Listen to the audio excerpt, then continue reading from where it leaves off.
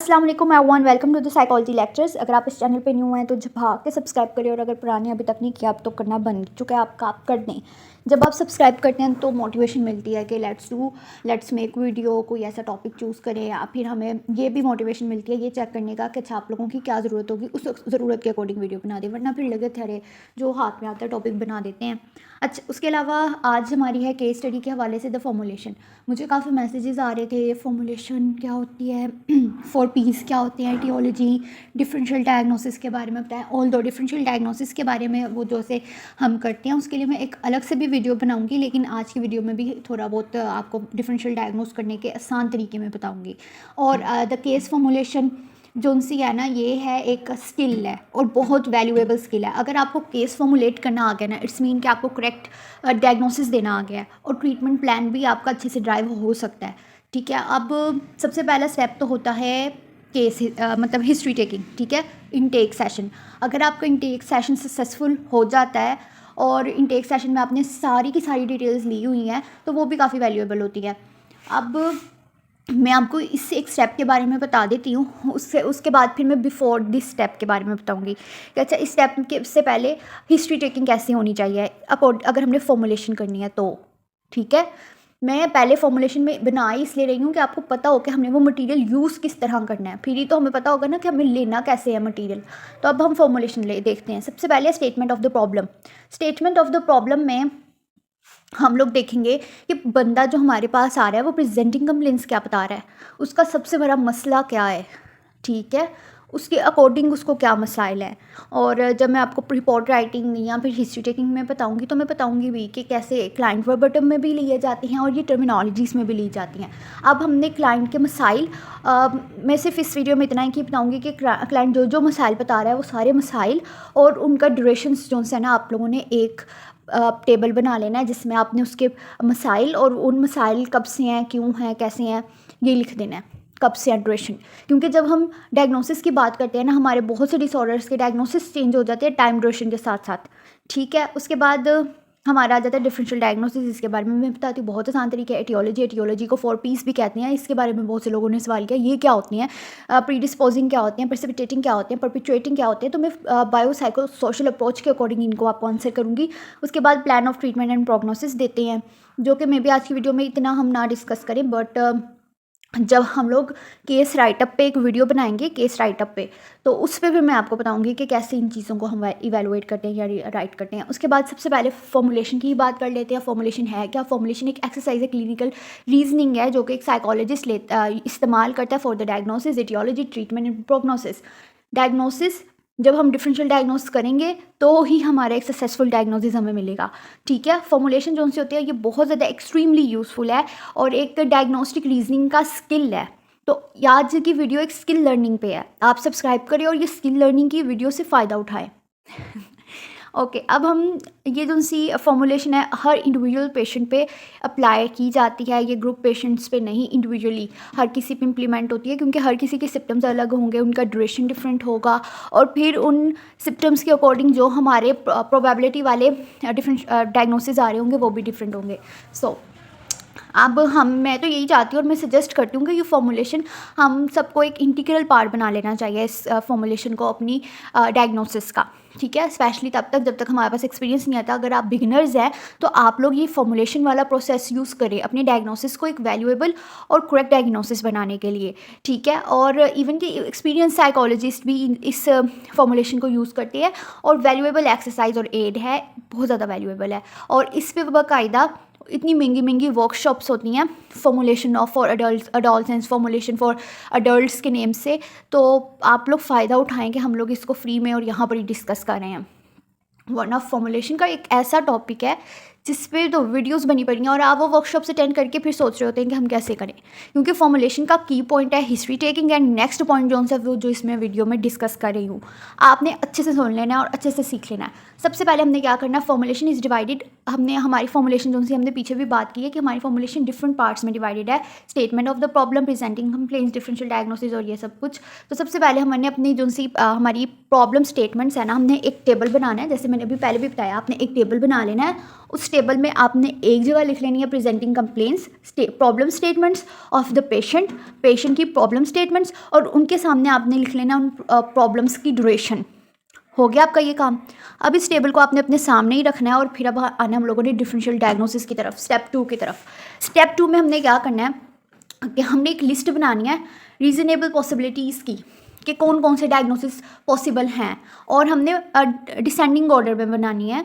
ठीक है, descending order में बनानी है, ज़्यादा से कम में। जिनकी प्रोबेबिलिटी ज़्यादा होगी उनको हमने पहले लिखना है, जिनकी प्रोबेबिलिटी कम होगी उनको हमने नीचे लिखते जाना है। लाइक सबसे ज़्यादा प्रोबेबिलिटी अगर मैं कहती हूँ साइकोटिक डिसऑर्डर्स की है और उसमें भी स्किज़ोफ्रेनिया की है, तो सबसे पहले मैं वो लिख देती हूँ। फिर मुझे पता चलता है लो मूड और एक्सट्रीम इलेटेड मूड भी रहना शुरू हो जाता है। अच्छा, स्किज़ो अफेक्टिव भी हो सकता है लेकिन उसकी प्रोबेबिलिटी कम है।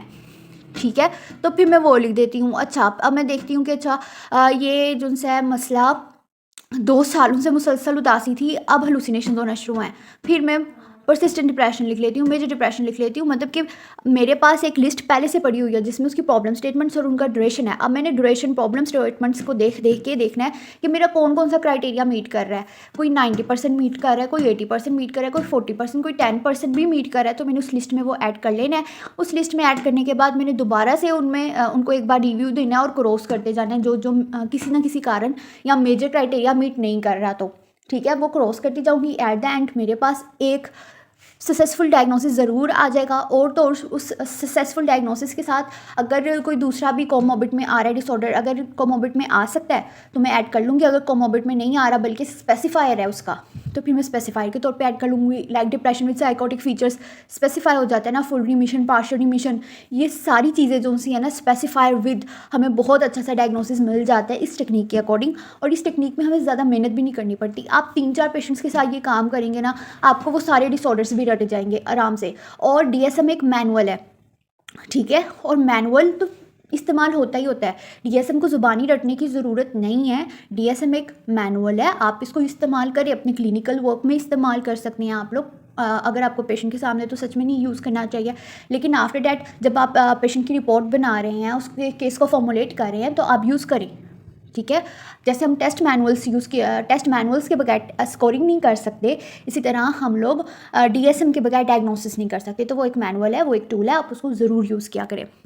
अब मैंने आपको बता दिया जी डिफरेंशियल डायग्नोसिस का आसान सा तरीका, और ये एक पॉइंट जो सा थर्ड है डिफरेंशियल डायग्नोसिस का, ये जिसमें ये बताया हुआ है कि हमने की सिम्टम्स और की साइंस को इंटरप्रिटेट अच्छे से करना है। ठीक है, और की सिम्टम्स और की साइंस जो से पेशेंट से भी अच्छे से पूछ लेने हैं, और उनको बहुत अच्छे से, अगर हमने की साइंस को ढूंढ लिया ना कि जो ओवर थिंकिंग वो पेशेंट बता रहा है, वो ऑब्सेशंस है, रूमिनेशंस है, या फिर पास्ट फ्यूचर का फियर है, क्या है, वरिंग है, परसिस्टेंट वरिंग है, ट्रबलसम है, क्या चीज़ है, अगर हम वो पैटर्न्स, मूड कैसा है, क्यों है, ये इस तरह की चीज़ें अगर हम रूल आउट कर लेते हैं ना, परसेप्चुअल कैसी है उसकी, मतलब कि मेंटल स्टेट एग्जामिनेशन अच्छे से अगर हमारे पास है और उसकी हिस्ट्री हमारे पास अच्छे से है, तो हम बहुत अच्छे से उसको केस को फॉर्मुलेट कर लेंगे। और ये की सिम्टम्स एंड साइंस होते हैं, ठीक है, की सिम्टम्स एंड साइंस, इनके बेस पे ही हमारा डायग्नोसिस जो है वो होना चाहिए, कि की सिम्टम्स साइंस देख के सबसे पहला इशारा हमारे डायग्नोसिस की तरफ जा रहा हो। तो इन चीज़ों को बहुत फोकस करना है, इसलिए मैंने कहा कि आपने वो सारे सिम्टम्स लिख के उनकी ड्यूरेशन साथ में लिखते जाना है। साथ में जो पेशेंट की वो बेटर में बेशक लिख लें, और पेशेंट जिस चीज़ पे ज़्यादा एम्फसाइज कर रहा है ना, उसमें बेशक साथ में आपसे एक छोटा सा स्टार बना लें, ठीक, कि हमें रिमाइंडर हो कि पेशेंट इस चीज़ से बहुत उकताया हुआ था। लाइक एक केस था, उसमें पेशेंट जो सा था ब्लरीनेस चीज़ें ब्लर्ड हो जाती हैं, ये हो जाता है, वो हो जाता है। तो पहले तो उसको बहुत से डायग्नोसिस दिए हुए थे, स्किज़ोफ्रेनिया तक उसको डायग्नोस मिला हुआ था, लेकिन जब एक्सप्लोर किया गया तो हमें पता चला कि नहीं, वो एक परसिस्टेंट डिप्रेशन में है। ठीक, वो परसिस्टेंट डिप्रेशन में था। डिप्रेशन की एक ऐसी हद भी आ गई फिर उसके ऊपर कि अब उसको वो चीज़ें महसूस ही नहीं हो रही, डीपर्सनलाइजेशन भी बीच में आ गई है। ठीक, तो डिप्रेशन में जब एक इंसान को हकीकत महसूस ही नहीं होती, अटैच ही नहीं हो पा रहा, और ये ऐसा होता है डिप्रेशन में इंसान चीज़ों के साथ अटैच नहीं हो पाता, चीज़ों को महसूस नहीं कर पाता, फीलिंग्स नहीं होती, इसलिए तो हम डिप्रेशन को मूड डिसऑर्डर कहते हैं। ठीक है, और इसलिए तो वो इतना खतरनाक है।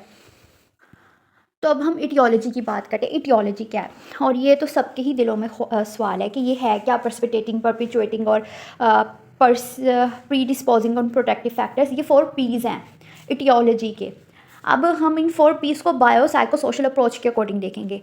बायो साइको सोशल अप्रोच कहती है इन 4 पीस के बारे में कि प्री डिस्पोजिंग फैक्टर्स को सबसे पहले, प्री डिस्पोजिंग या वो वाक़या होने से पहले के जो मुसलसल चलते आ रहे थे, कहीं ना कहीं वो कंट्रीब्यूटर हो सकती है, लेकिन वो प्रॉब्लम मेकर नहीं है, ठीक है, कंट्रीब्यूटर हो सकते हैं। लाइक एक बंदा है, वो वैसे गुस्से का तेज़, शुरू से ही, बचपन से ही उसको अपनी मर्ज़ी करने का शौक़ है, ठीक है, ये पर्सनैलिटी ट्रेट हो जाती है, ठीक। अच्छा, उसकी जो उनसे फैमिली में पहले भी कुछ ऐसे पार्टनर्स थे कि उसकी फैमिली भी नहीं किसी से मिलती थी, वो लोग भी अलग अलग और अपनी मर्ज़ी करने वाले थे, ठीक। ये प्री डिस्पोजिंग फैक्टर्स हैं, ठीक। इनको हम मसला नहीं कह सकते, वो फैक्टर्स जिनको हम मसला नहीं कह सकते, बल्कि वो चीज़ें मौजूद है और मे बी समटाइम्स वो अनचेंजेबल भी हो सकती हैं और समटाइम्स ये चेंजेबल भी हो सकती है। अब प्री डिस्पोजिंग फैक्टर्स में बायोलॉजिकल, अक्सर लोगों को यही लगता है कि प्री डिस्पोजिंग फैक्टर्स सिर्फ biological and birth related problems हैं, ऐसा नहीं है। प्री डिस्पोजिंग फैक्टर्स में हम साइकोलॉजिकल प्रॉब्लम्स, सोशल प्रॉब्लम्स सारे ही देखते हैं, साइको सोशल अप्रोच के अकॉर्डिंग ही देखते हैं। और प्री डिस्पोजिंग फैक्टर्स में जब हम ऐसे देखते हैं तो पर्सनैलिटी ट्रेट्स भी डिस्कस करनी पड़ती हैं,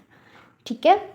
प्री डिस्पोजिंग फैक्टर्स में सबसे पहले genetic vulnerabilities, toxic exposures, birth complications, traumatic brain injuries आ जाती हैं, ठीक है। ये बायोलॉजिकल है कि ये पहले कभी हुआ हो या हो चुका है, ठीक है। यहाँ फिर बर्थ कॉम्प्लिकेशंस है, कोई जेनेटिक प्रॉब्लम्स हैं, वो सारी आ जाएंगी। उसके बाद साइकोलॉजिकल प्रॉब्लम देख लेते हैं, लाइक कि जेनेटिक फैक्टर्स में ये भी है, लाइक पहले भी फैमिली में स्किज़ोफ्रेनिया था, पहले भी फैमिली में बाइपोलर था, ठीक है, तो वो प्री डिस्पोजिंग फैक्टर में आएगा, जेनेटिक वर्नरेबिलिटीज़ में, ओके। उसके बाद psychological spectrum pre disposing factor को देखते हैं तो अटैचमेंट स्टाइल, मतलब लोगों के साथ उठना बैठना, लोगों के साथ अटैचमेंट किस रेट की होती है, क्या है, मतलब नॉर्मली उसकी फितरत के बारे में बात करते हैं। पर्सनैलिटी ट्रेट्स क्या थी, आइसोलेटेड है, बचपन से है, क्या मतलब कि क्या पार्टनर रहे हैं। उसके बाद इनसिक्योरिटीज़ किन चीज़ों की है, बचपन से ही है, चाइल्डहुड से ही इनसिक्योरिटीज़, क्या शुरू से इनसिक्योरिटीज़ रही हैं। Like there was a patient जिसको बचपन से इनसिक्योरिटी थी, लाइक एडलर एल्फर्ड, अपने एल्डर सिस्टर से, मतलब कि एल्डर सिबलिंग से। एडलर एल्फ्रेड को तो अपने ओल्डर ब्रदर से थी ना, इसी तरह उसको भी अपने ओल्डर सिबलिंग से कुछ कन्फ्रंटेशंस थी, ठीक है, कुछ इनसिक्योरिटीज़ थी और उनका गुस्सा, उनकी वजह से फिर उसकी सेल्फ स्टीम जो सी थी वो फ्लक्चुएट करती रहती थी। फिर कुछ ऐसे फैक्टर्स आए जिसकी वजह से वो एक मसला बन गया, एक बड़ा मसला बन गया उसके लिए, ठीक है। तो ये insecurities, fear of abandonment since childhood के, बचपन से ही कोई ना कोई उसका कोई डर रहा हो।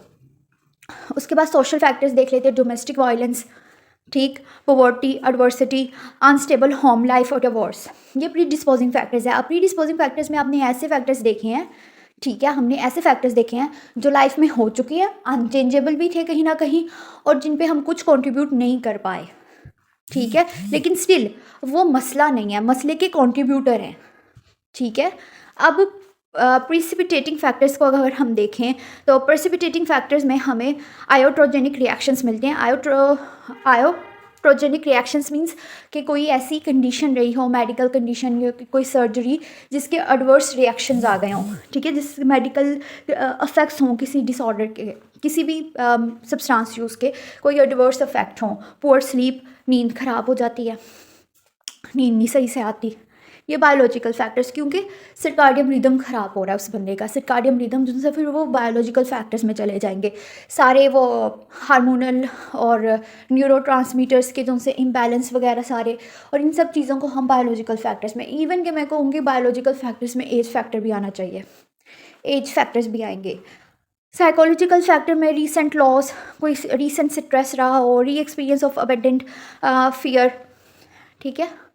और फिर अगर हम सोशल की बात करें, सोशल में स्कूल स्ट्रेसर्स काफ़ी होते हैं, स्कूल बुलिंग काफ़ी होती है, पब्लिक स्ट्रेसर्स काफ़ी होते हैं, फिर इनएबिलिटी टू परफॉर्म और टू कंप्लीट टास्क जैसी स्ट्रेसर्स काफ़ी होते हैं, ठीक है। लॉस ऑफ सिग्निफिकेंट रिलेशनशिप, अक्सर लोगों के ब्रेकअप्स और इस तरह के मसाइल देखने में आ रहे हैं, लॉस ऑफ होम और जॉब, ओके। अब आप लोग पता क्या करिएगा, आप लोग इसी तरह का एक टेबल बनाइएगा, इसी तरह first column aetiology, presenting factors, precipitating factors, perpetuating factors, protecting factors लिखिएगा, और ऊपर इसी तरह बायोलॉजिकल, साइकोलॉजिकल और सोशल फैक्टर्स लिख लीजिएगा, ठीक है। और बीच में फिर आपने अपने पेशेंट के लिखने हैं, ठीक, ये जो मैंने बीच में लिखे हैं, genetic vulnerabilities, attachment styles, domestic violence, इस तरह के ये सारी चीज़ें आपने नहीं लिखनी, इसमें सिर्फ आपने अपने पेशेंट के लिखने हैं कि आपके पेशेंट्स के क्या क्या इशू थे, तो आपकी एटियोलॉजी बहुत बेहतरीन और केस फॉर्मुलेशन बहुत बेहतरीन तैयार हो सकती है, ठीक। अगर मैं अब इसमें देखूँ ना तो आइट्रोजेनिक रिएक्शंस में आ जाते हैं, ये सब तो हो गया हमारा। अब मैं परपिचुएटिंग फैक्टर्स में आती हूँ। परपिचुएटिंग फैक्टर्स है मेंटेनिंग फैक्टर्स, रेनफोर्सर्स। ठीक, प्रीडिस्पोजिंग में हमने बात की कि वो गुजर चुके हैं, पास्ट एक्सपीरियंसेस हैं, कॉन्ट्रीब्यूटर्स हैं। ठीक है, प्रेसिपिटेटिंग फैक्टर्स में हमने बात की कि ट्रिगरर हैं। ठीक है, ट्रिगरर हैं। उसके बाद परपिचुएटिंग फैक्टर्स में हम बात कर रहे हैं कि रेनफोर्सर्स हैं, मेंटेनिंग फैक्टर्स हैं। ठीक, इसमें है poor response to medication, chronic illness, pain, personality traits कुछ ऐसी हैं, कुछ कॉपिंग मैकेनिज्म्स। लाइक जब मैंने डिफेंस मैकेनिज्म पे वीडियो बनाई थी तब मैंने बताया था कुछ पॉजिटिव डिफेंस मैकेनिज्म्स भी जब एक्सट्रीम यूज़ हो जाए। डिफेंस मैकेनिज्म्स नॉर्मली बहुत अच्छे हैं, लेकिन जब हम एक्सट्रीम यूज़ करेंगे तो खतरा है, हमें खुद को खतरा है।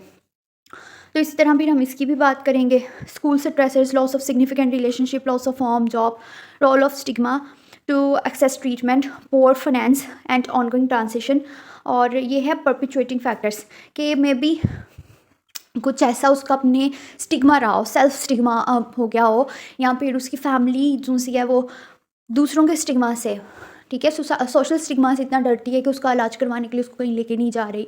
ठीक, तो ये चीज़ हो सकती है। रोल ऑफ स्टिग्मा क्या रहा है, मे बी फाइनेंस अच्छे नहीं है, मे बी कोई दूसरी मसाइल चल रहे हैं। ठीक है, अगर उसके अब ये सोशल फैक्टर्स आ जाते हैं। ठीक, हम लोग बायोलॉजिकल और सोशल फैक्टर्स में ज़्यादा कुछ कर नहीं सकते। बायोलॉजिकल को हम अच्छी डाइट, अच्छी स्लीप और मेडिकेशन, एक्सरसाइज, इस तरह हम टैकल कर लेते हैं। ठीक है, थेरेपीज़ में।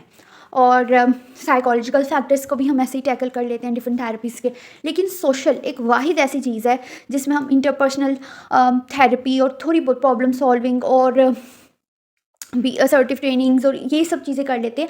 लेकिन अगर फाइनेंशियल है, इन्वायरमेंटल है, इस तरह की चीज़ों पे बहुत फिर कम काम होता है। इकोनॉमिकल कंडीशंस हैं अबाउट, इस तरह हमारी सोशल इकोनॉमिकल कंडीशन, क्योंकि हम दूसरे लोगों को नहीं ट्रीट कर सकते, हम उस बंदे को ही सिखा सकते हैं रिजिलियंस, कॉपिंग और ये सब कुछ चीज़ें, और इतना की काम कर सकते हैं। तो यहाँ पे इस एक फैक्टर में हमारे पास लिमिटेशंस आ जाती हैं।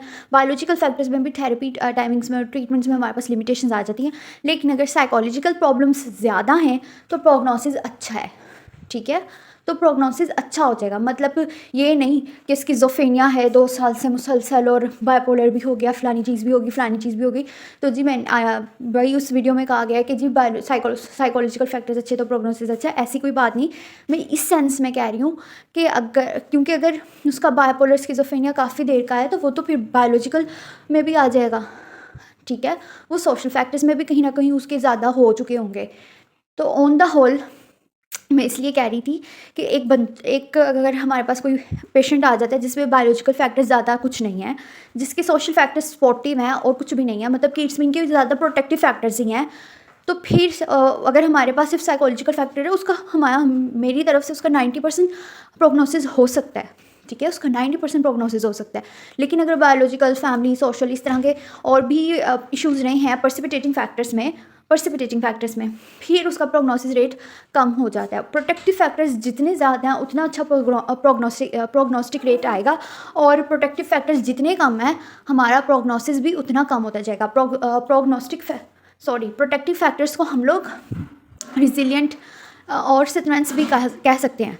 ठीक है, रिजिलियंस टू डिसऑर्डर और इलनेस और स्ट्रेंथ्स कह सकते हैं। अब प्रोटेक्टिंग फैक्टर्स क्या हो सकते हैं, डाइट, स्लीप अच्छी है, गुड जीन्स, ये फैमिली में कोई पहला ऐसा कोई मसला नहीं रहा, फिजिकल एक्सरसाइजेज, रेजिलियंस, इंटेलिजेंस अच्छी है। अगर इंटेलिजेंस अच्छी नहीं है, हम हर पेशेंट पे इंटेलिजेंस टेस्ट क्यों लगाते हैं, just to check their cognitive ability. अगर हम SPSS कर रहे हैं तो सिर्फ एब्स्ट्रैक्ट रीजनिंग मिलेगी, अगर कोई दूसरा कर रहे हैं तो हमें IQs भी मिल सकते हैं। इंटेलिजेंस टेस्ट और IQs टेस्ट बहुत है। ठीक, उसके बाद फिर साइकोलॉजिकल हम फैक्टर्स देख लेते हैं।